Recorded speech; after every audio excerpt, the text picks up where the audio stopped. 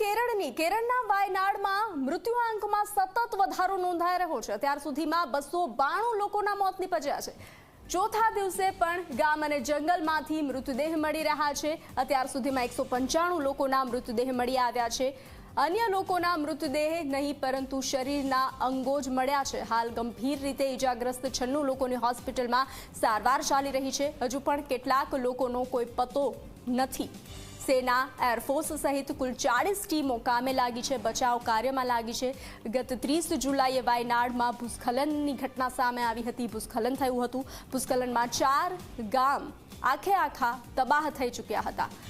તો મૃત્યુઆંકમાં સતત વધારો નોંધાઈ રહ્યો છે। ભૂસ્ખલનના કારણે અનેક ગામો તબાહ થયા હતા। 292 લોકોના મૃત્યુ નિપજ્યા છે। ચોથા દિવસે પણ ગામ અને જંગલમાંથી મૃતદેહ મળી રહ્યા છે।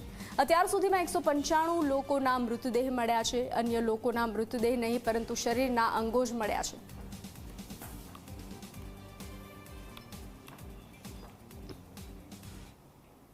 અને હવે વાત કરીશું ઉત્તર ભારતમાં આફત વિશે।